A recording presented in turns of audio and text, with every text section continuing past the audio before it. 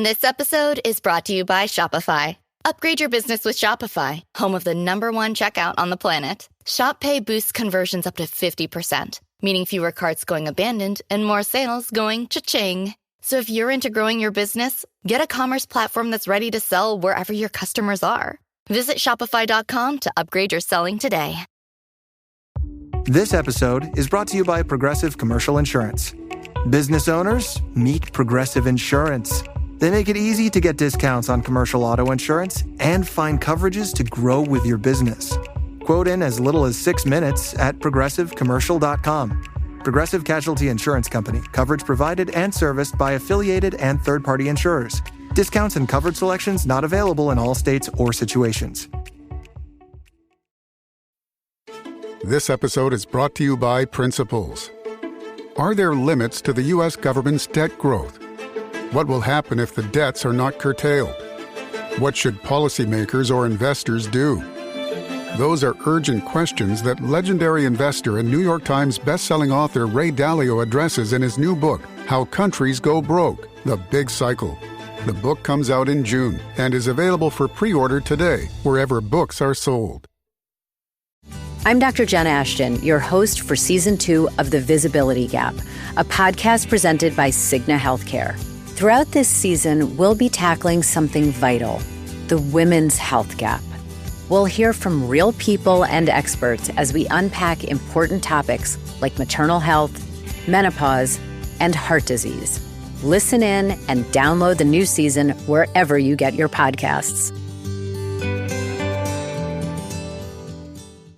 The #1 selling product of its kind with over 20 years of research and innovation. Botox Cosmetic, onabotulinum toxin A, is a prescription medicine used to temporarily make moderate to severe frown lines, crow's feet, and forehead lines look better in adults. Effects of Botox Cosmetic may spread hours to weeks after injection, causing serious symptoms. Alert your doctor right away as difficulty swallowing, speaking, breathing, eye problems, or muscle weakness may be a sign of a life-threatening condition. Patients with these conditions before injection are at highest risk. Don't receive Botox Cosmetic if you have a skin infection. Side effects may include allergic reactions, injection site pain, headache, eyebrow and eyelid drooping, and eyelid swelling. Allergic reactions can include rash, welts, asthma symptoms, and dizziness. Tell your doctor about medical history, muscle or nerve conditions including ALS or Lou Gehrig's disease, myasthenia gravis, or Lambert-Eaton syndrome and medications, including botulinum toxins, as these may increase the risk of serious side effects. For full safety information, visit BotoxCosmetic.com or call 877-351-0300.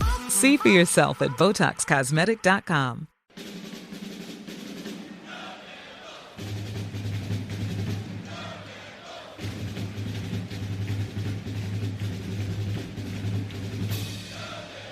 All right, Duke fans, episode 720 of the DBR podcast, Duke Basketball Roundup. Jason Evans with you. I'm joined by my buddy Donald Wine. Donald, how are you doing? It is a Sunday morning around 10 a.m. We've had no college basketball for, 5-6 days now. Feeling a little bit of withdrawal. How about you? It's soccer season for me. It's always soccer season for me. I had to.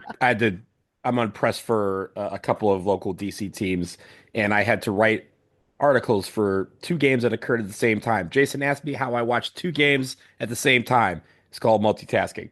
I've had to multitask a lot this week. I will have to multitask a lot this coming week. But there's also basketball. All of this occurring at the same time, but it's the future of Duke basketball programs, both for the men and the women. Yeah, exactly. We're going to start by talking about the Nike Hoop Summit, which happened over this weekend, happened Saturday night. It's basically a high school all-star game, but a little bit different. It is American players against players from all over the world. And to me, one of the interesting things about it is I always find the Nike Hoop Summit is a little more focused on winning versus a lot of the other all-star games where they're primarily focused on, putting on a show, so to speak. Showcasing talent. Yeah. Yeah, exactly. And the USA wins this game 124-114. Game went to overtime. A really competitive contest, back and forth. Like, world team had a lead, then the US team had a lead, and not like a little lead. Like they would go out to a 10, 12, 14-point lead, then the other team would come back. But we want to specifically focus on the Duke players who were involved in this. And Donald, I think we have to start with Cameron Boozer, who everyone said, he's considered one of the top two or three players in this high school class. And everyone says that this is a guy who is going to be the focal point of a lot of what Duke does next year. And look, we were incredibly spoiled by by Cooper Flagg, by Con Knipple. You know, I don't want folks to immediately think, oh, every freshman is going to be Cooper Flagg, because that doesn't happen, obviously. But man, let me tell you, Cam Boozer is a very, very special prospect. In this game, he plays 38 minutes in a 45-minute game. Uh-huh. His coach knew I need to have Cam out there. Close game. I got to have Cam on the floor. 22 points on 8 of 15 shooting. Hit a couple threes. 16 rebounds, Donald. He tied a Hoop Summit record with 16 rebounds in the game. Also, a team leading 6 assists, a team leading 3 steals, a ridiculous chase down block that was a little bit of a momentum changer in this game. I mean, wow. Tell me a little bit about what you saw from Cam Boozer. The guy could do it all. And we saw that, right? And there's a reason why he was on the floor for so long. I think he played. You have to check me. I was looking at the box score last night as the game was going on, but I think he played either the most or like tied for most of anybody on the USA squad. And I think also, Jason, you mentioned by the way, it was the most. AJ Dibansa, who's the number one player in the class, played 35 minutes. Cam played 38. He was easily the most. So I know you mentioned some of the differences between the Nike Hoop Summit and some of the other ones. Well, first of all, the other differences is this is also a showcase between, it's not just all seniors in high school. There are some in the class of 2026. You kind of get to see a little bit of the future of players that could be on Duke's radar this coming fall. But I think the one thing is they obviously gave Cameron Boozer, and even to a lesser extent, AJ DeBonsa, that on the USA side, it said, you guys are going to run the show. You guys are going to be the guys out there trying to get us this win. And like you said, it's funny, AJ DeBonsa last year in this game was on the world team. Now he's on the US team. So there's a lot of guys who kind of, hey, why not? It's great, right? Because you get to represent a lot of your roots. I mean, Kyan Anthony is over there, Carmelo Anthony representing Puerto Rico. You have Taj Ariza, who is Trevor Ariza's son, representing Japan. But these guys are going to switch back and forth because obviously a lot of them have American roots as well, or American citizens. So, but when you look at Cameron Boozer, out of all these guys that are among the top players in America on the high school level, he stood out. He stood out in a big way. And it wasn't just, as you mentioned, his offense. It was his defense. It was the rebounding. It was the putback dunks. It was the defense. There was a lot of times where he wanted to line up against the guy who was hot on the world side. And again, us Duke fans, we love guys who want to be like, no, I want the best player on the floor. I want him as a defensive assignment because I want to stop him. I want to be the one that stops him. And I think that was in a high school all-star game. That's really cool to see a guy do that and kind of go after and say, I want to test myself against the best in my class and the best in the class below me, and let them know that I'm still the man.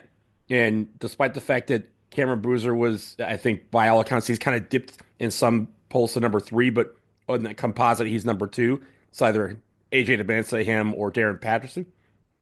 But the fact that he was the Gatorade High School Player of the Year lets you know that this man can ball. And he wanted to remind people, yes, I'm Cameron Boozer. Yes, I am a twin. Yes, I am the son of a NBA legend and a Duke legend, but I'm about to create my own legacy, and it starts right here. So I really liked what I saw from him, and the fact that he was able to get buckets, get rebounds, get some steals, and as you mentioned, dish the rock around.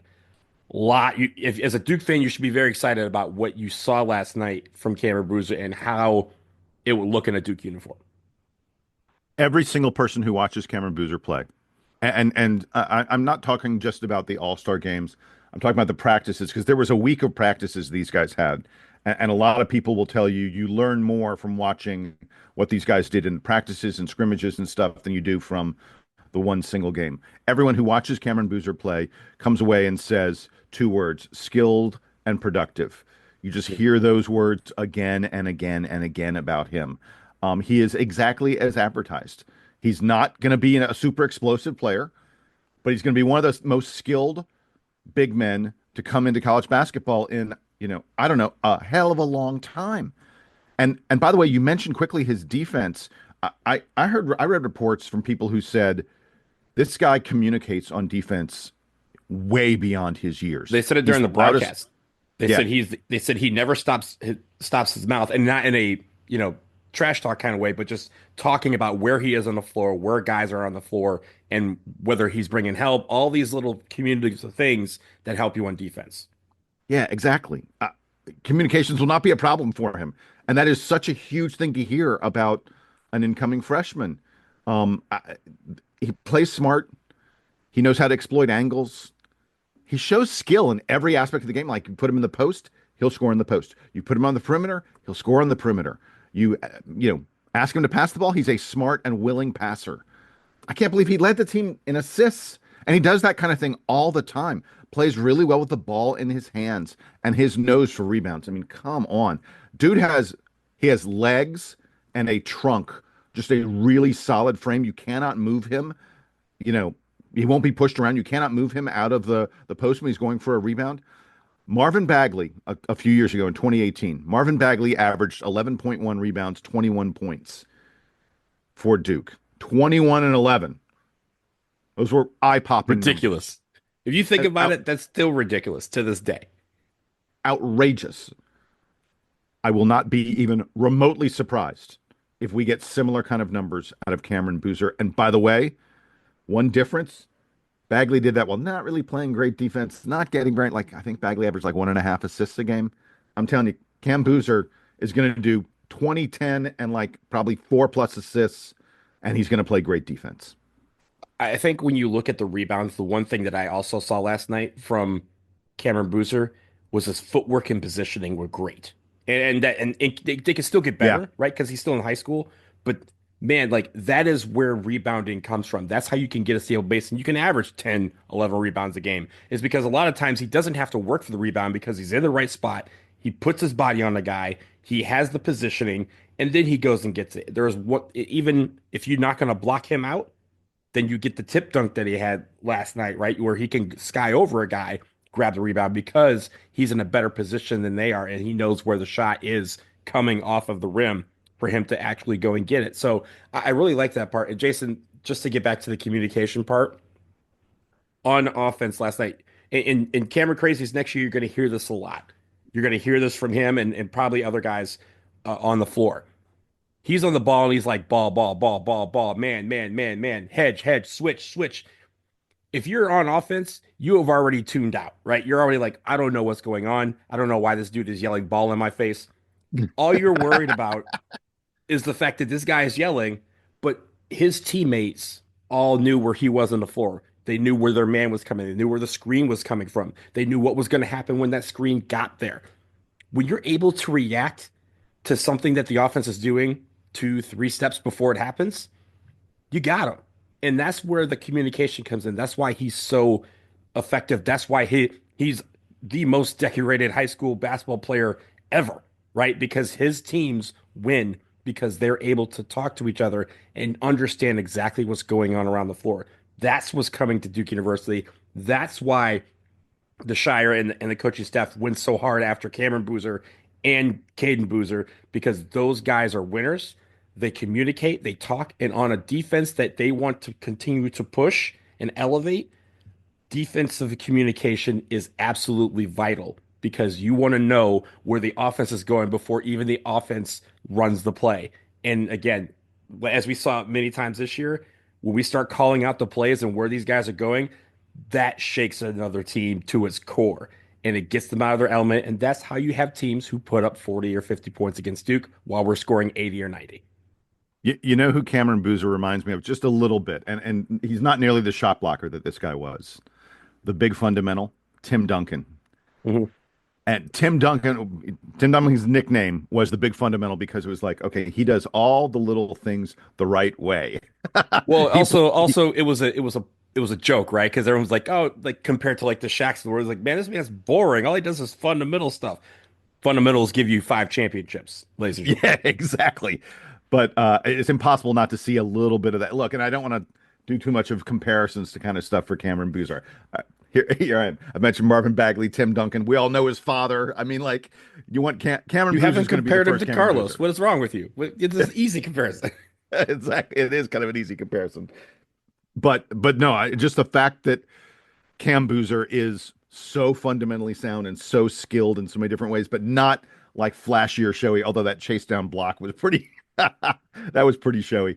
Hey, you mentioned his brother Kaden, and I want to talk about Kaden because I thought uh, Kaden is not someone who's going to jump off the page at you the same way the way like the top guys in the class do. But his defense, his court vision, his overall feel for the game, he's not going to wow you with the athleticism, but he plays with such purpose. He plays so smart. He's so consistently making the right plays. I love the way he uses his length and his strength and his size to play hard on defense, like his brother. But I mean, I feel like, and look, obviously, he communicates as well, the same way his brother does. They're constantly talking on defense, and the example that that's going to set for everyone else in that Duke team, the way that's going to fit into what that Duke team wants to do on defense is going to be a very, very big deal. In the Nike Hoop Summit, Kaden only played 13 minutes, 4 points, 2 assists, 1 block shot. But his defensive pressure, when he was in the game, his defensive pressure was a difference maker. He's picking guys up full court, and we're talking about really good opposing guards and putting pressure on them, making their life difficult, making it hard for them to start the offense. The practice reports on him was that Caden's outside shot, the book on him, 6 months ago or so was that Caden's a great passer, has incredible court vision, can get into the lane and finish, but he's not a good outside shooter. That apparently has gone away. There are a lot of people who are now talking about how good and how consistent his outside shot looks. He's not someone who's going to pull up off the dribble and be draining 25 footers for you, but you leave him alone on the perimeter, Caden's going to knock it down, and that had been one of the big concerns about him. And Donald, I'll just say I saw a bunch of comparisons. A lot of people saying they see little hints of like Trey Jones in Kaden Boozer's kind of game, that someone who makes everyone around him better, but isn't a super flashy player. But you suddenly look up the scoreboard and go, oh, that guy was the winning point guard. That guy was the winning point guard. Win, win, win, win, win. Making his teammates better. That's what Kaden Boozer's all about.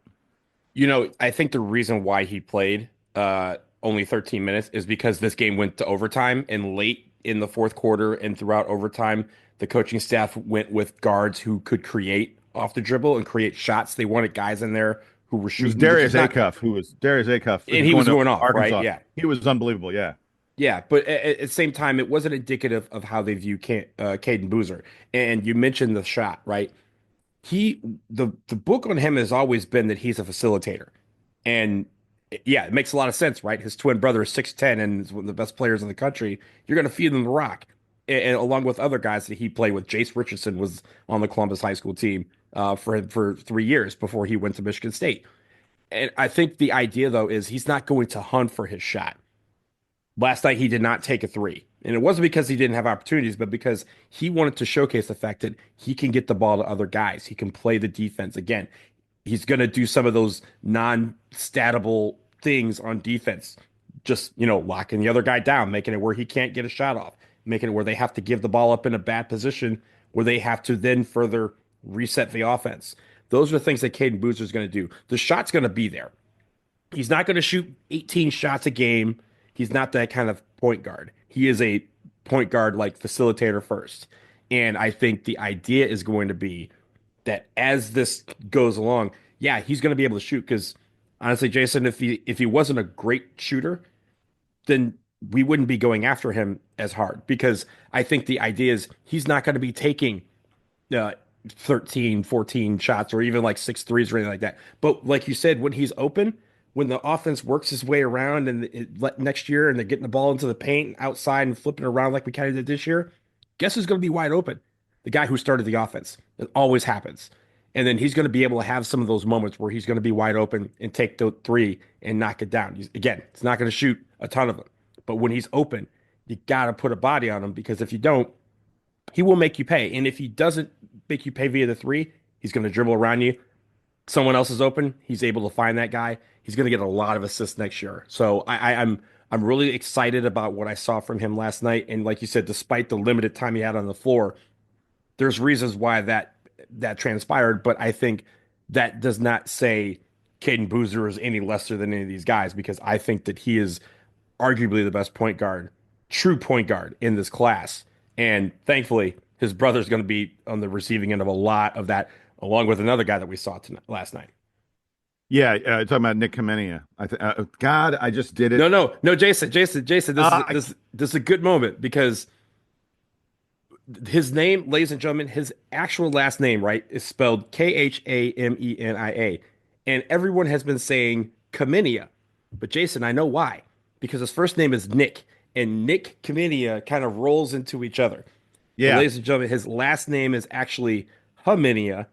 We learned this earlier this week, and in fact, Jason, when we were talking about him last year, I watched clips where he said his name and he said, my name is Nick Haminia. So everyone understood, everyone did it wrong. So don't sell yourself short on this, because Nick Haminia is hard to say very fast while separating the fact that his last name has a K that's silent. I guess Knipple took all the Ks with him. So it is what it is. Yes, Nick Haminia is how the name is pronounced. And you're right. If you say it fast, it sounds like it runs together. Yeah. I was here ready to talk about the silent K, and then I went ahead and did it wrong myself. It's hard when you see his name written down on a bit. Like, I've got notes. Yeah. In my notes, it looks like but it's Haminia. Jason, I took the K out of my notes just so I wouldn't mess it up. That's very smart. In any event, this kid just drew absolute raves. I mean, raves about his play in practice this week. His shooting stroke, his playmaking as a passer, a hard worker, a good defender, a guy who just does everything well. I mean, one of the things I love about this class that Duke has coming in is that you can't really identify a weakness in any one of these three guys who Duke have as recruits. And I should include Shelton Henderson. You know, we'll talk about Shelton Henderson when we get a chance to see him in a couple of weeks. You know, he's playing in the he's in the Jordan brand, right? Yeah, he's in the Jordan brand, and I think he's also going to play in the Iverson. But yeah, so I'll see him on Friday. Yeah. In any event, Haminia, is just a guy who does everything really well.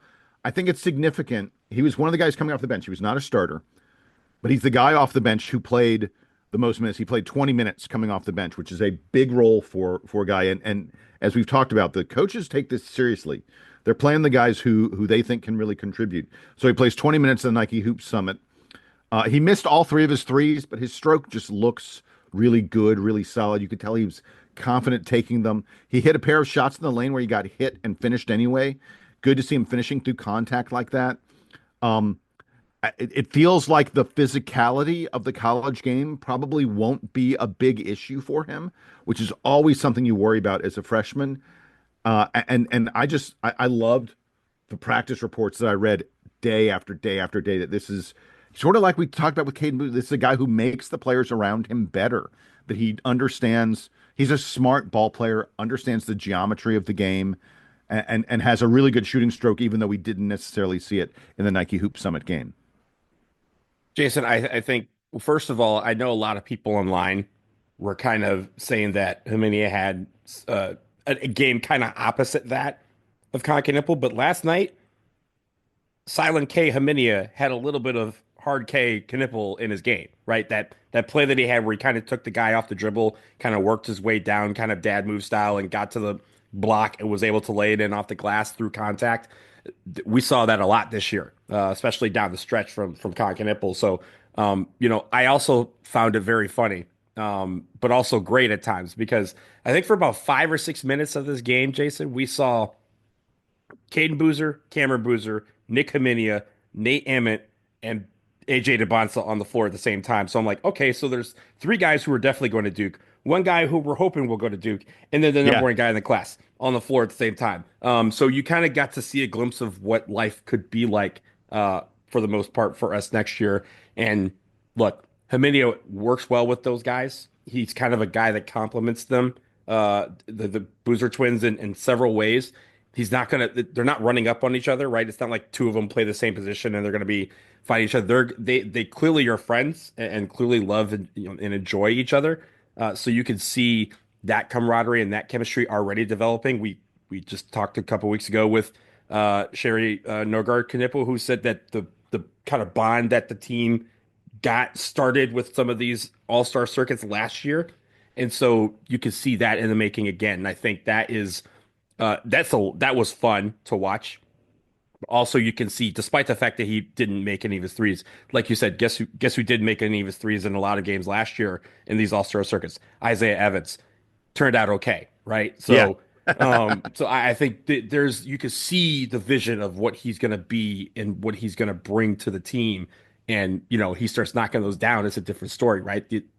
It's not going to overtime. This game is over in a heartbeat because there's a lot of times he had a chance to, kind of extend a lead or bring the U.S. team back and just missed the three, but you can see the vision. And so I'm really, really looking forward to seeing him improve as in amongst the cup. You mentioned Nate Ament. He did not have a great Nike Hoop Summit game. This is a kid who Duke is still recruiting, and I'm going to talk about that in just a minute. But first, in terms of how he performed at the Nike Hoop Summit, he only ended up playing 13 minutes. Didn't take a shot in those 13 minutes, which is really surprising. Felt like the coach didn't have a lot of faith in him. He had 2 assists, 1 rebound, a very forgettable performance, which is very weird because people were going crazy, just raving about his practice play this past week. Jonathan Givony of ESPN and Draft Express, one of the best draft, evaluators of talent out there. Jonathan Givony said that he felt like Nate Ament was making a case to be the number 1 pick in the 2026 draft, ahead of AJ Dabansa, ahead of Cameron Boozer. I mean, that's crazy kind of stuff. But Nate Ament, 6'9", really fluid shooting stroke to deep. Like he'll rise up from 25 on you, and has a high release. As a guy who's 6'9", which means his shot is basically impossible to bother. A good creator with the ball in his hands. People talk about how nicely he finished in the lane. Look, he needs to get a little bit stronger. He needs to be able to finish through contact a little bit better because, someone like Isaiah Evans, he's a string bean, really, really thin, but he's an explosive leaper. He's got a good second jump. He's got super long limbs that cause a lot of deflections. He's good at altering shots on defense. The reports were all that this guy was just absolutely dominating and showing out, and then it came game time and it wasn't there for him. He's played well in other All-Star games, so I'm going to say this was a one-off. But Don, I just really quickly want to talk about Nate Ament and his situation with Duke. I was told. Real quick, go ahead. Yeah, real quick about the practice stuff in the game, because we saw some of the practice footage that was been circulating on social media, and you're right. He has a great fluid stroke. Again, if he were to be at Duke, he would fit in well with the other guys. Again, he's not stepping on anybody's toes, really.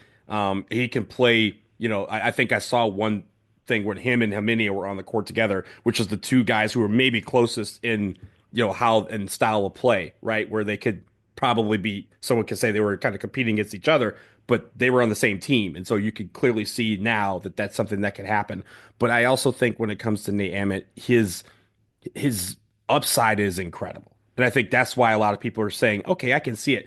Maybe he's not going to be the big dog at Duke, but like Con Knipple, like Kamen Malach, that could be a good thing. Like RJ Barrett in a way was like, he wasn't he was co-alpha, but everyone thought Zion was, right? But you see RJ Barrett come in the same time, and everyone's like, wait, when you think about it, RJ Barrett had a ridiculous season for anybody, right? Could have won National Player of the Year in any other year, except for the fact that his buddy was standing next to him in Zion Williamson. That could be Nate Ament too. And so I'm interested as we get into the recruiting talk, if he does end up at Duke, how that helps him maybe mold into the kind of player that he wants to be. So what I was told from people who are close to the program is that that Duke feels really good about their spot with Nate Ament. I was even told at one point that Duke thought a commitment was coming fairly soon. It didn't happen this weekend. Nate says he's still going to take another week or two to figure things out. Everyone seems to say that Duke is in pretty good position, but let's be really, really clear that there's a bit of a bidding war going on for this guy between Duke, Louisville, Tennessee, and Arkansas. Those are sort of the schools that are mostly involved with him. And if Duke ends up getting Nate Ament, I'll confidently say that he will be the highest paid in terms of NIL guarantees player that Duke has ever had. That's just where the bidding appears to be going for this guy. Um, I I don't know. I felt like I knew he was going to be coming to Duke just a few days ago. I don't know anymore just because this is a recruiting battle that just seems to keep on going back and forth, and other teams seem to like Tennessee wasn't even in there, and then they sort of jumped in late. I'll also say, Donald, I kind of get a sense that Nate Ament is waiting on some decisions. Like, I think he may sort of be waiting to see what Isaiah Evans decides. He may be waiting to see what some other players decide to find exactly the right situation for himself. Now, I'm not saying that if first of all, I don't think Isaiah Evans and Nate Ament both fit on the Duke roster. I'll just go ahead and say that. I think that their games are pretty similar. And I think it's just difficult for Duke, given other things that are on the roster, to have both of those guys. If it happens, I will be beyond thrilled. But I wonder a little bit if Nate Ament isn't sort of saying, let me just wait and see exactly what happens with Isaiah Evans and a few other players on other teams who are thinking about portal or NBA decisions. I think he may be waiting to see some of that before he picks his final school. All of that is true. I think all of that has been true. When he decided in the fall that he wasn't going to make a commitment, then he said, I wanted to wait and see how the transfer portal played out. That makes a lot of sense. I will just say this to add to what you were saying. They had a couple of clips of, kind of those like get to know your teammate type of social media clips that are always put out around All-Star times.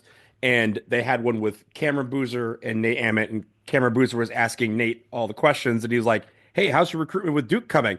And Nate Ament kind of chuckled, was like, it's going just fine. And they all started laughing. But again, those two have clearly have a rapport. They've been, yamming it up all week at the Nike Hoop Summit.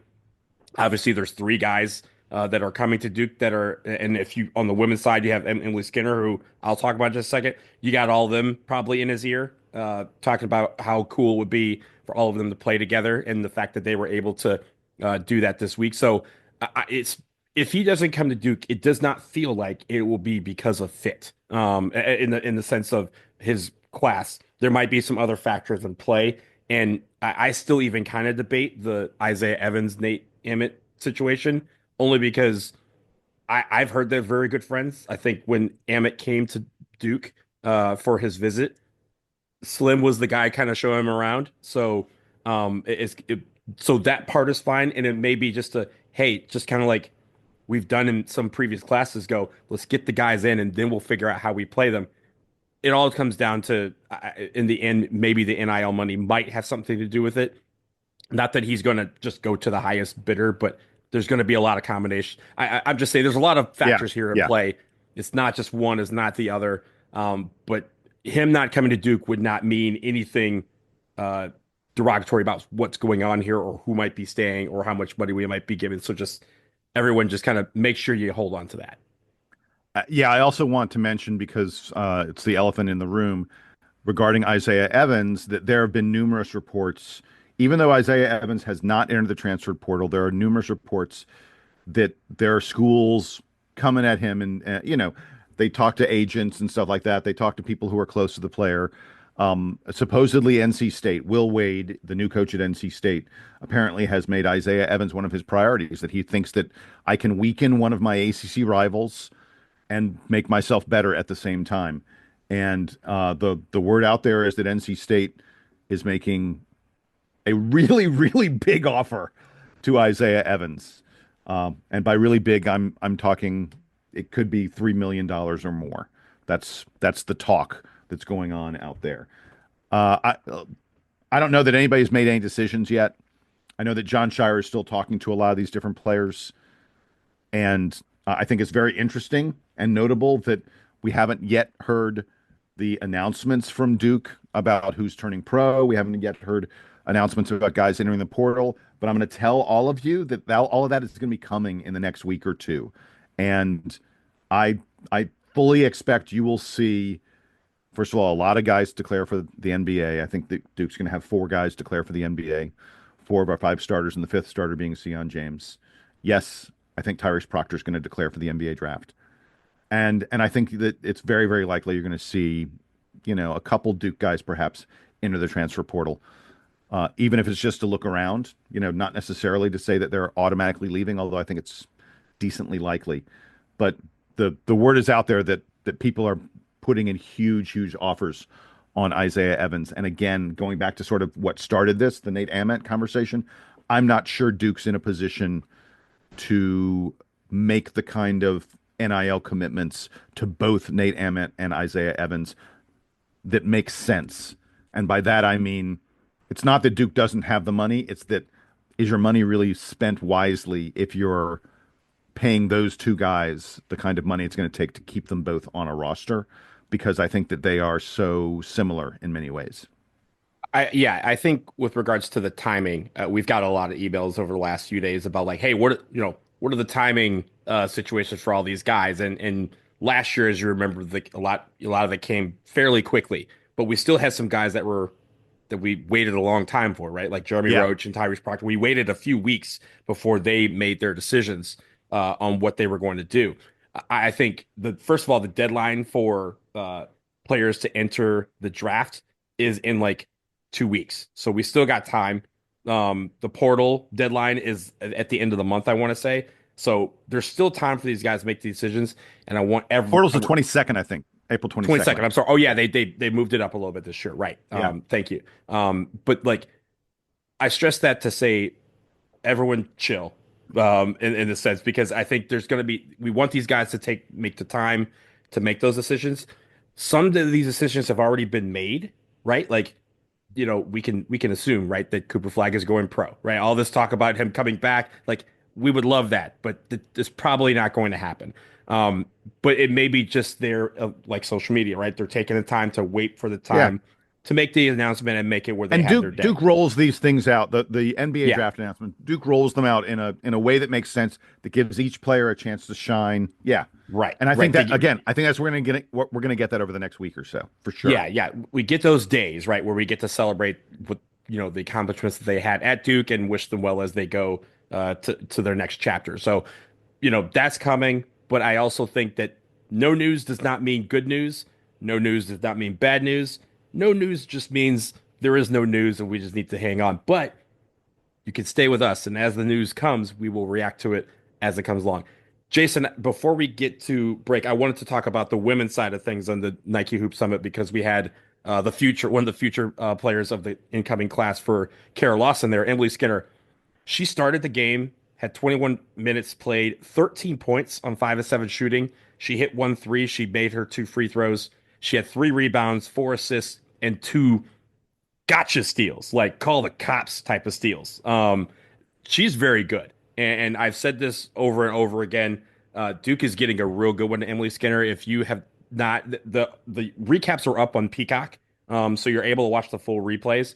But watch number 7, Emily Skinner, on this team. She was electric from the opening get-go. Her defense was there, and you could see why Kara Lawson is really excited about having her come into the squad. The team that they have coming is incredible. I know that they have lost Olu Okanawa to the portal, but that's a crushing. That's a bummer. She's so but good. Jason, if you have seen the portal over the last few days on the women's side, it's insane. There are some incredible players who have decided that they are going into the portal, and a lot of it is because of these NIL dollars that are now they're getting more on the women's side as well, which is well deserved, right? And so that is causing a lot of these players who we thought were very safely and soundly with their teams to look elsewhere. And so it will be interesting to see if Kara Lawson does dip into the portal, tries to get one of these players that are coming in or that are entering the portal that are highly, highly touted. So I wouldn't necessarily worry about any more of our players leave. We're obviously getting a ton back that we're missing this year due to injury. We have the core still here And it's going to be... And this roster was a young roster. There are a lot of folks who see the Duke women...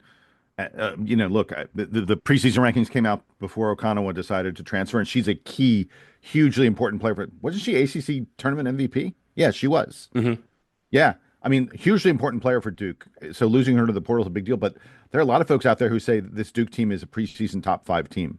I mean, but they may not be UConn or South Carolina yet, but they're in that group that is right on the cusp. Yeah, but that's the point. Right? Like this year, we played that kind of schedule. We played Maryland. We played South Carolina twice, once in the NCAA tournament. We played Oklahoma. We played Kansas State. We played a lot of top 10 teams, not to mention the teams that we beat in the ACC, right? We beat every team in the ACC this year at least once. We had a murderer's row schedule. We are starting to think like we are ready to take that shot at the UConns, at the South Carolinas, at the UCLAs, at the Notre Dames. We want to be mentioned alongside those names. And I think that is what this is about, right? Gathering some players in the portal, getting our players back healthy, having a murderer's row schedule, running through the ACC. All these are stepping stones and blocks that Kara Lawson has been building over the years. And if we can get a fully healthy team back, which will be the first time and God knows how long. My goodness, yeah. This predates Kara Lawson even coming here, the fact that we would always lose players due to injury. But if we are able to have a healthy squad and then go out and test ourselves against, a UConn, I mean, don't be surprised. I think I have to be corrected maybe. I think we already have South Carolina at some point on the schedule for next year.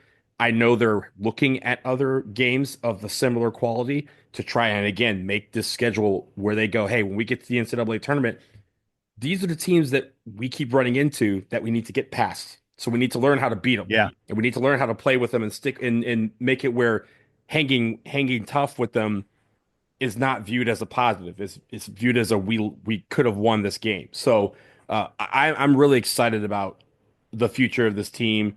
And hopefully that they're able to, again, get back healthy and really understand getting into the lab and working together is going to pay off dividends. So look out. We have great basketball programs. Basketball is going to be fun for the next decade, hopefully. So let's enjoy it while we got it. Exactly. Hey, we're going to take a quick break. On the other side, who do the odds makers say is going to win the 2026 NCAA men's basketball tournament? That answer in just a moment.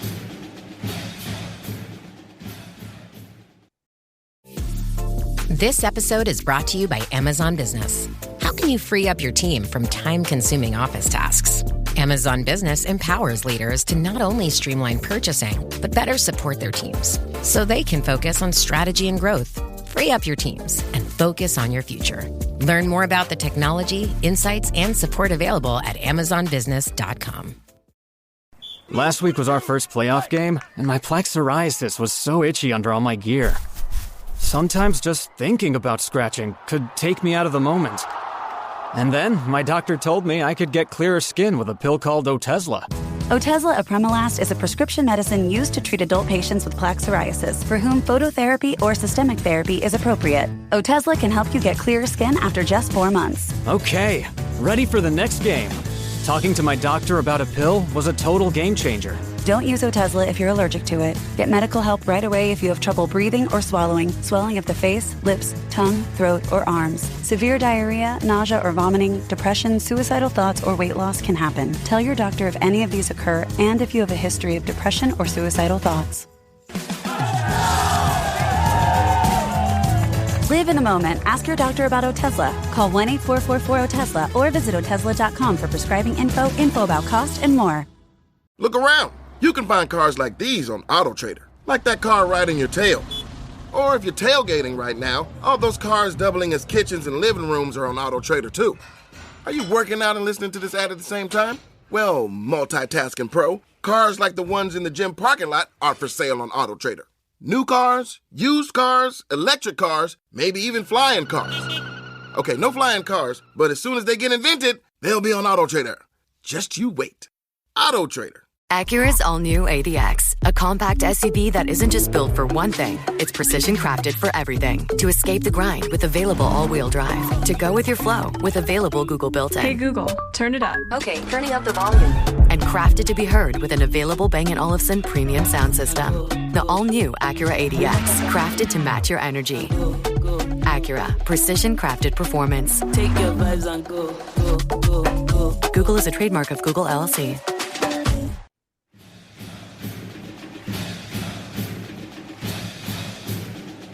Donald, we're back from the break, and the moment, the actual second that the 2025 NCAA title was won by the Florida Gators, people started looking to 2026. Doesn't take long. We've seen a lot of preseason polls already. Most folks seem to be putting Houston on top. The expectation was that Houston would return a lot of guys, although just literally this morning, we found out that Milos Uzan, who's one of Houston's best players, their point guard, has declared for the NBA draft. It's not a sure thing he's going to stay in the draft. He's kind of projected, in the late 30s, early 40s kind of pick. So that's sort of early to mid second round kind of range. And you never know, if someone's going to come up with a big offer, an NIL offer for him to come back to Houston. He would be a big loss for Houston if he does go. But a lot of folks are saying Houston is likely the number one team. I've seen Duke listed. Duke's in that right next group. I've seen folks who have Duke number 2, number 3. Someone have them as low as 5, 6. But when you go to Vegas, when you go to those casinos, the online bookies, all those other kind of folks, and you want to make a wager on who's going to be the winner of the 2026 national title, the team that they have at the top of their lists is the Duke Blue Devils. Most of the casinos, most of the online bookies, they say that Duke is the leading pick at about a 10-1 kind of number for next year. Houston's in there, just a little bit behind Duke, around 12-1 or so. And Donald, I think it's very significant that everyone is saying that Louisville, look, the ACC seems like it may be back a little bit next year. And the Louisville Cardinals are a big part of that. Right now in Vegas, Louisville is one of the top 3, 4, 5 picks to win the national title. They're at about 14-1. And I'll tell you, you can see it in the transfer portal. Louisville is there are people who say that Louisville is prepared to spend as much as any school in the country in NIL right now, and they've brought in some really impressive transfers. It's something, look, down the line we'll get into all that kind of stuff, but I'm very impressed with what the Cardinals have done, and Vegas recognizes it as well. Just really quick, the sort of the top 5, 6, 7 teams out there. Again, Duke was 10-1, Houston's 12-1, Louisville and Purdue are both 14-1. Purdue brings back Braden Smith, probably the preseason player of the year in college basketball. Kansas is at 16-1, and so is BYU, is also at 16-1. We've talked about AJ Divansa, and BYU is really making a splash in the transfer portal. Louisville and BYU may be the 2 teams spending the most money right now on NIL for players. I also think it's worth noting you have to go down a little bit to get to another ACC team after Duke and Louisville. North Carolina's at 50-1. They're back in the mid-teens or around 20th pick according to Vegas. And people expect Miami to be back a little bit. Miami, NC State, Virginia are all about 100-1, which is not terrible for them. That puts them in the range of teams that folks expect to be likely NCAA tournament teams. And then you get to SMU and Syracuse and Clemson and the such. The ACC, it looks like the ACC probably, at least according to the Vegas odds, will have more teams in the tournament, more teams that are contenders next year versus what we had this year, which was a pretty weak display. Yeah, well, before I get to Duke, real quickly, Miami, shout out to Jay Lucas. Obviously, he left, and had to leave after the regular season to start putting together this roster, and so far he has. He got Trey Donaldson from Michigan. He got Ernest Ude, who we remember from years past because he was a Duke target a few years ago. He's going to Miami. They have a really good transfer portal class coming in as well. They've got to. I think they're rebuilding virtually the entire roster. The entire roster, yeah. Almost everybody else is gone or hitting the portal. But I think that is, again, that's kind of the going rate when someone comes in. They kind of clean out. They almost kind of say, you brought me in here for a reason. Let me, work my magic. And, everyone kind of understands that they're going to leave at that point. So, but I think that's going to be good. I think in the case of Duke, it's great that we're being already featured as one of the top teams. You mentioned BYU. BYU, I don't know that they're necessarily trying to buy themselves into this race, but they're definitely setting a market in so many ways with some of the money that they're dishing out to players. So I'm sure there's a lot of ADs and basketball coaches and general managers across the country who are cursing BYU today because of all the money that they're putting out there to try and kind of buy a top 5, top 3 ranking and paint for at least a year, at least, right, around AJ DeBonsa. So, but Duke is doing everything right. We got everything in place. It's funny. There were some people kind of like, why hasn't Duke we not got a portal player already? It's been 5 days. Nobody's left yet. So that's why. Yeah. So as of right now, we got a pretty full roster. And if we need to get guys, we'll add them. And surely they're looking at a few players that are in the portal that could be a part of this program. And I know we've been linked to a couple players, but right now we got our squad. So I have full faith that John Shire and the staff is going to get the roster that they need to be worthy of being the favorites next year. And we're going to have a team that's really good. Yeah, no question about it. I think it's a pity that the portal and NIL and all that other kind of stuff has put so many rosters in so much flux. I feel fortunate that I think it's very, very likely that Duke's going to bring back a number of players from this year's team. And that sets us apart a little bit. And then I also feel fortunate that John Shire has absolutely unlocked the notion of I'm going to get freshmen who can help me right away. We saw it this past year, the mix of a couple returnees, a couple guys from the portal, and some really good freshmen. I think that's Duke's formula moving forward. And this entire episode, Donald, has been about the freshmen that we're going to have moving forward. And we sort of touched on some of the potential returnees. I think Duke fans you're going to get at least, I'm going to tell you right now, you're going to get at least 4 significant players back, I think, for Duke. Guys who were in the rotation or on the cusp of the rotation who will be back next year to be a part of this program. That's my belief. And that's a great thing for the continuity and for the success. And that's the reason Vegas has Duke as the odds-on favorite. And if you recall, this is what John Shire said a few years ago was what his plan was going to be, right? He's implementing a highly touted freshman class. Some guys come back, maybe get a couple guys out of the portal. You get that kind of mix of Jason. If you think about the last 4 or 5 champions, NCAA tournament champions, a lot of them have older guys. And he said, I want to get older. I want to get faster. I want to get tougher because that's how it worked. And sure, this is the portal era, right? So players that are older are going to factor in well when you're playing due to those extra years that you're getting in college. But what that means is that's kind of the mentality. Yes, bring in some good freshmen, but also complement them with guys who have been there, who can show you the way. And also pair that with guys who are hungry, that can come in and say, hey, I'm ready to I sat in the bench. I paid my dues. I got better. I worked hard. Now it's my turn to get in there and contribute, and I'm going to do that. So I really like the balance that we have, and I think that's the key here is it can't be front loaded. It can't be back loaded. It's got to be a complete balance. Yeah, no question about it. All right, with that, I think we are. Oh no, you wanted one more thing. Oh yeah, there's a Dookie who got overlooked in the NBA draft who is making everybody say, oops, maybe I should have picked that guy instead. Tell us about it, Donald. And we almost overlooked him on this podcast, but I promise you we're not going to anymore. Kyle Filipowski, come on down. Stand right up. You haven't heard that name in a while because it's been a struggle for the Utah Jazz this year. They are one of the 3 teams that are in line for, I guess, being at the top of the favorites for the Cooper Flag sweepstakes. But the other night, Kyle Filipowski, who has had a decent year, really had a great game against the Trailblazers. It was a 133-126 overtime victory for the Jazz.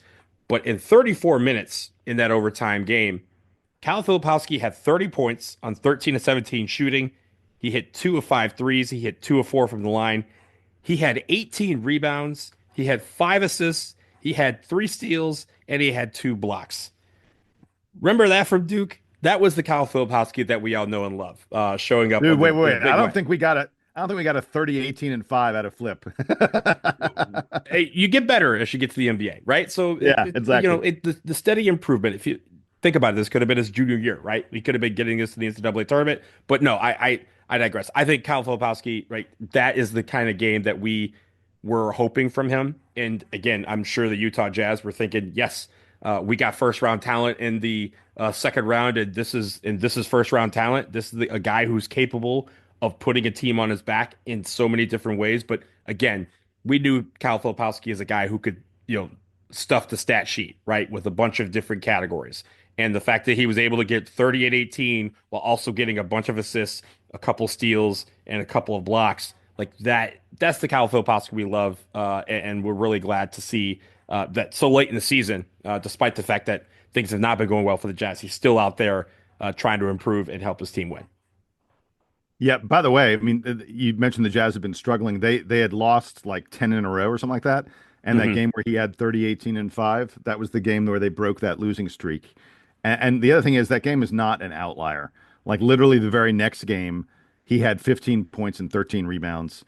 A few games ago, he had 18, 13, a 14 and 13, another 18 and 13. This is just in the past few weeks. Flip is really, really playing well. We said it when he fell to the first couple of picks of the second round. We're just like, that's a crazy mistake that teams are making based on some weird sort of personal life kind of stuff. I think about him. I think maybe he didn't come off great in interviews, but Flip is now showing that interviews be damned. He is a legit really good NBA player.